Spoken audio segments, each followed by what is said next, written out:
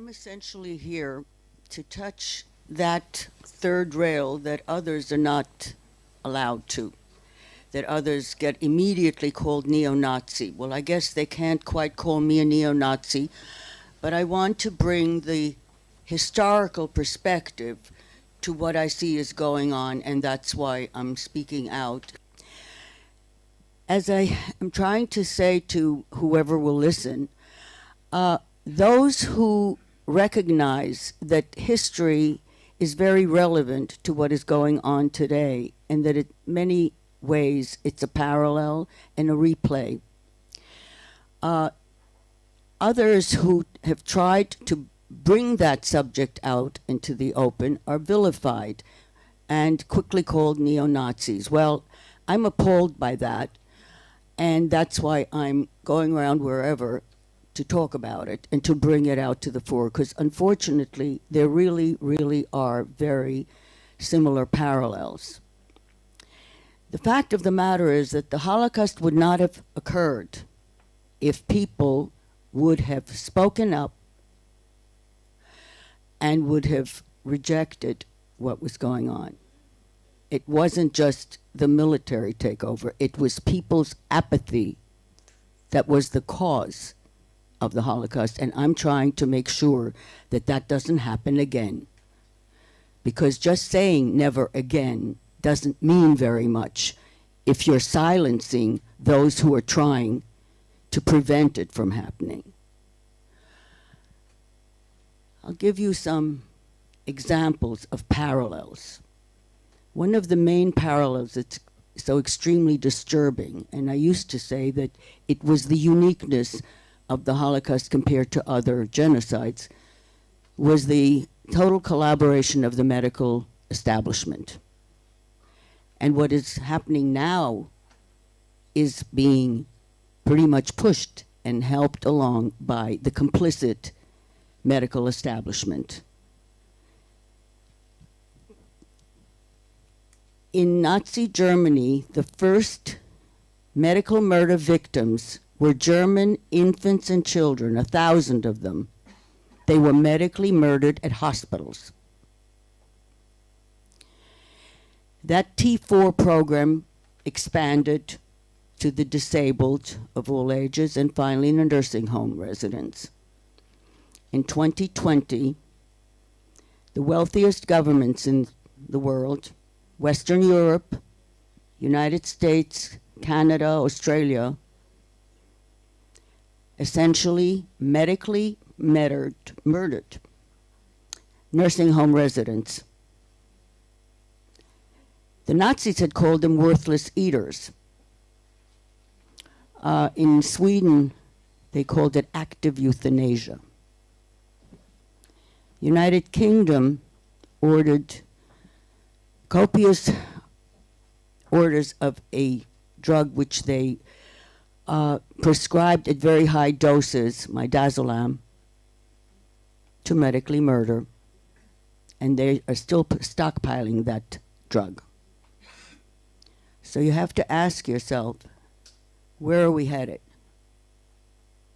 Where are we headed? I just read that even though some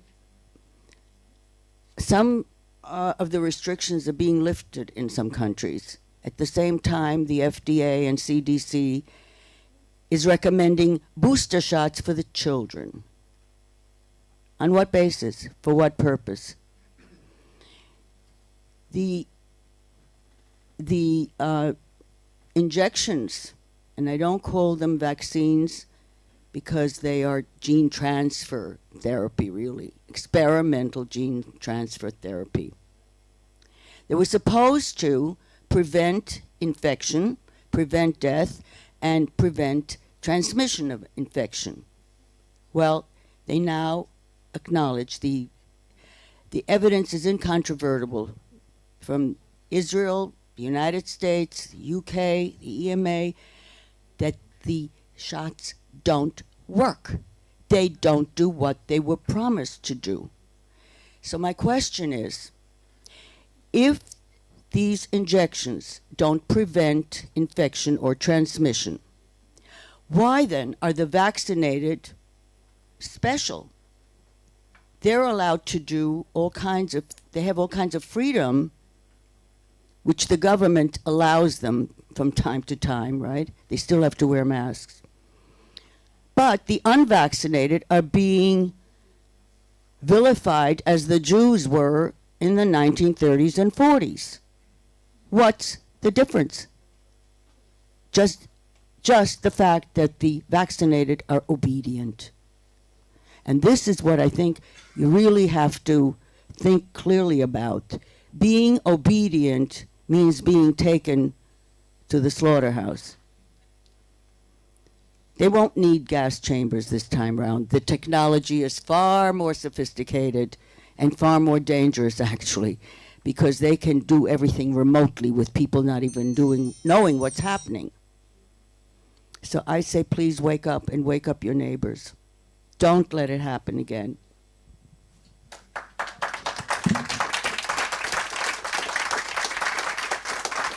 If there's censorship, then you know that the topic is very pregnant. It's got a lot of meaning, and they don't want you to open up the can of worms. And that's what has happened with the Holocaust.